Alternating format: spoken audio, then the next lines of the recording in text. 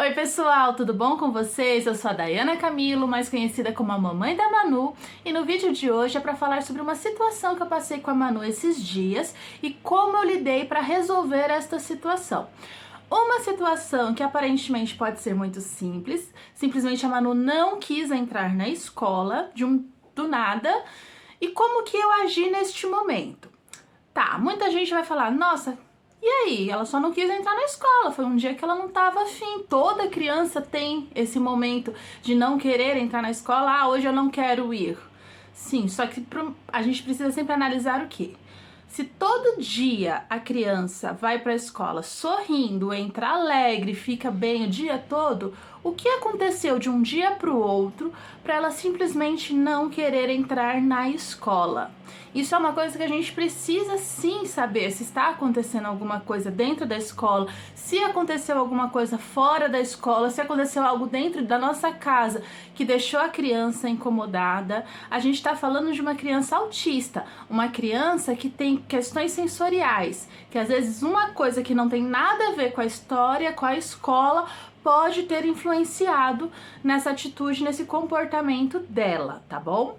Mas antes de eu começar a falar sobre isso, gente, eu preciso muito que vocês deixem like no vídeo, eu preciso que vocês compartilhem. Se vocês ainda não são inscritos, por favor, aperta esse botãozinho de se inscrever, é rapidinho, tá bom? Isso ajuda demais o nosso canal a crescer e ajuda esse vídeo a chegar em outras pessoas, tá certo? Vamos lá! Bom, a Manu, ela gosta muito de ir pra escola, graças a Deus a gente deu muita sorte de encontrar uma escola que, assim, a Manu se sente muito à vontade, ela se diverte bastante, ela tem aprendido e evoluído muito nessa escola. E eu nunca tive trabalho com a Manu para que ela entrasse na escola. Desde o primeiro dia de aula, quando tudo era muito novo, ela entrou feliz, rindo, sem nem olhar para trás. E um dia ela acordou, apesar que, vamos deixar um detalhe, o fato da Manu adorar ir pra escola não significa que ela adora acordar cedo pra ir pra escola. Então todo dia é aquela rotina. Acordar atrasada com a Manu é muito complicado porque não tem como fazer as coisas aceleradas, tem que ser tudo por etapa, tenho que deixar ela ter um tempo para ela acordar, um tempo para ela tomar o café dela com calma, para ela, se ela quiser brincar um minutinho, para ela dar aquela regulada nela, e aí a gente sai feliz para a escola. E nesse dia foi um dia como outro qualquer, ela acordou, tudo tava um pouquinho mais ranzinzazinha, a Manu ela acorda às vezes um pouquinho mal-humorada, mas tudo dentro do esperado, tudo dentro do normal dela. Quando a gente chegou na escola, a Manu apresentou uma característica muito comum de quando ela está prestes a ter uma crise. Lembra que eu já falei isso em outros vídeos? Você conseguir reconhecer os sinais das crises do seu filho e assim você conseguir se antecipar? Uma característica que a Manu tem, ela fala pouco e muito baixo, quase resmungando mesmo.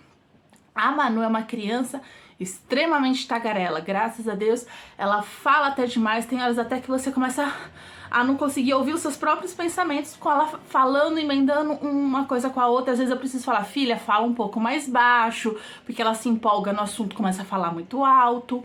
E quando ela está prestes a ter uma crise, quando ela começa a demonstrar que ela está desregulada, ela começa a falar frases mais curtas, muito baixo e às vezes tentando até trocar as palavras por sinais. Então, por exemplo, ela chegou na porta, desceu do carro, chegou na porta da escola, desceu do carro, ela empacou e falou, não quero ir, não quero ir.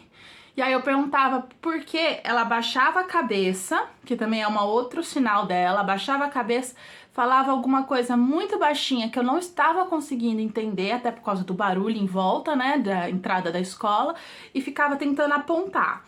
A Manu, ela até hoje, ela tem um pouquinho de dificuldade de apontar com firmeza aqui. Ela aponta meio balançando o braço ali, sabe? Então você meio que tem que deduzir para onde que ela tá apontando. Falava alguma coisa muito baixinha, cabecinha baixa e apontava para alguma coisa. O que eu faço nessa hora, gente? Nessa hora a gente tá numa situação complicada. Por quê? Porque a gente tem duas opções. Ou a gente deixa a criança lá na escola, chorando, vira as costas e vai embora, como muita mãe faz, porque já conhece o filho, sabe que todo dia ele vai entrar chorando mesmo, passa 2 minutinhos, ele vê um coleguinha, se distrai e passa o dia bem. Ou trago de volta para casa a Manu. Só que nenhuma dessas duas soluções era a melhor. Por quê? Primeiramente, gente, eu não faria isso de deixar a Manu chorando. Não estou julgando nenhuma mãe. Como eu falei, tem mãe que conhece seu filho e sabe, todo santo dia ele vai fazer o mesmo dramazinho. Ele vai chegar, vai chorar, vai ver o amiguinho parar de chorar e vida que segue, né? Mas eu conheço a minha filha. Se eu faço isso com a Manu, ela já tá dentro da escola, já não é problema meu, viro as costas, daqui a pouco ela para. Eu quebro um vínculo que eu demorei muito tempo para construir com a Manu, que é aquele vínculo de confiança. A Manu melhorou muito as questões sensoriais dela porque ela confia em mim, ela confia no pai dela. Ela sabe que se ela se sentir desconfortável, ela pode contar com a gente, que a gente não vai forçar ela a fazer nada que não esteja fazendo bem a ela. Por um lado, gente, eu também não posso simplesmente, não quer ir, vamos pra casa. Porque, como eu disse, a Manu adora ir pra escola, mas ela tem preguiça de acordar. Ela, a partir do momento que ela sabe, é só eu falar que eu não quero fazer um charminho na escola e ela me traz de volta pra casa, então amanhã eu vou fazer a mesma coisa. Se ela for mais firme, esse charminho já vai ser uma birra, já vai ser um drama, já vai ser uma coisa maior. E quando eu ver, eu já estou refém da Manu e ela só vai pra escola se ela quiser ou não. Então eu também não podia simplesmente, então vamos voltar pra casa. Porém, eu trabalho, né? A Manu, ela vai pra escola nesse horário justamente porque eu trabalho.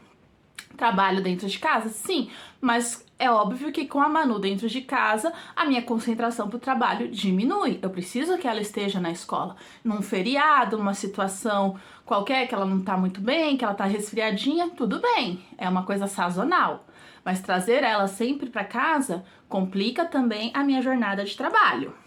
Então, o que a gente faz nessa situação? Primeiramente, acolhimento. Eu acolhi a Manu, levei ela para um canto mais sossegado, mais silencioso, e aí ela começou a me relatar o porquê ela não queria entrar na escola. Ela começou a me falar que tinha um raio dentro da escola.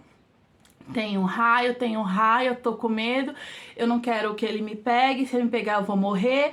E eu tô assim, mas que história estranha é essa, né? Aí eu pedi autorização pro responsável, que fica na porta, se eu poderia entrar com a Manu para que ela me mostrasse o que estava deixando ela tão assustada.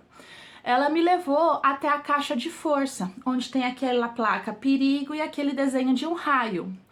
E eu acredito que dentro da escola devam ter explicado o que significava aquilo, e ela também deve ter visto esses desenhinhos, sabe? Que o desenho toma um choque, que aparece o esqueletinho, que vira um pozinho. E ela deve ter se assustado demais com isso. E ela começou a entender que se ela chegasse perto daquela caixa de energia, ela já iria levar um choque, ela poderia até morrer com esse choque. Então ela ficou muito assustada.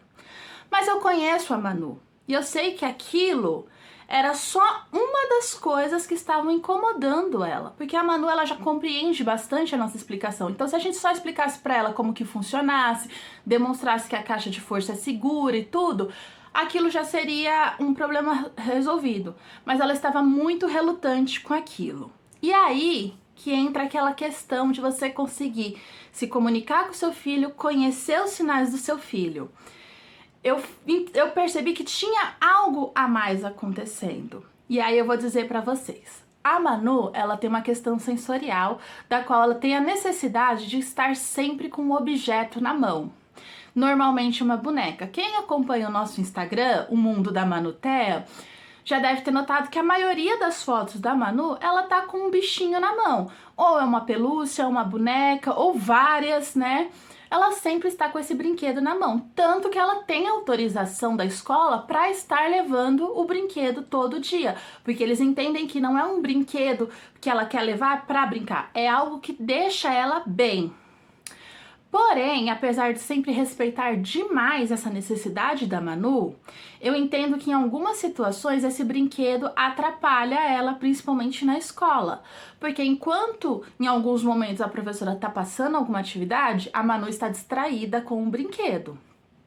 E ela tá nessa fase que ela tá se alfabetizando, ela começou a ler, ela tá melhorando a escrita dela. E aí eu falei assim, bom, vamos tentar substituir este brinquedo. Como que eu fiz isso, gente? Eu faço as lancheirinhas da Manu. Também eu posto alguns vídeos, às vezes, no Instagram, de como eu monto a lancheira da Manu. Sempre tudo muito lúdico, pra estimular tanto que ela coma, como também pra deixar demonstração de carinho pra ela. E eu comecei a fazer uns coelhinhos de guardanapo. Eu enrolo lá, faço uma carinha e viro um coelhinho. E eu perguntei pra Manu, você quer esse coelhinho como sendo o seu brinquedo do dia? Porque todo dia ela escolhe quem é que vai com ela pra escola. Se é uma pelúcia, se é uma das bonecas. E ela aceitou. 1 dia, 2 dias, 3 dias, 4 dias, ela aceitou perfeitamente. Foi uma escolha da Manu, foi uma coisa que eu propus pra ela e ela aceitou. Então, assim, substituir uma pelúcia por um coelhinho de papel foi muito melhor, né? Porque ela podia ficar bem mais atenta à aula. Porém, passou alguns dias, eu acho que ela sentiu muita falta da pelúcia dela, do brinquedinho. E ela não conseguiu expressar isso pra mim. Quando ela começou a dizer que estava com muito medo da caixa, que ela não queria ficar, eu questionei a ela, Manu, o que iria te deixar com coragem pra ficar aqui na escola? E aí ela falou assim pra mim, a Matilde me deixaria com coragem. Matilde é uma coruja rosa que ela tem, uma das favoritas dela, né? A Manu adora corujas, ela tem várias corujas de pelúcia e a Matilde é uma delas. E aí eu peguei e propus pra ela, falei assim, então vamos fazer um acordo? Você vai voltar pra casa comigo, mas a gente vai voltar pra buscar a Matilde. Minto, primeiro eu propus dela ficar e eu ir buscar a Matilde e trazer pra ela. Ela não concordou. E aí eu propus, você vai embora comigo, mas nós vamos chegar em casa, vamos só pegar a Matilde e você vai entrar comigo de novo pra escola. Você aceita?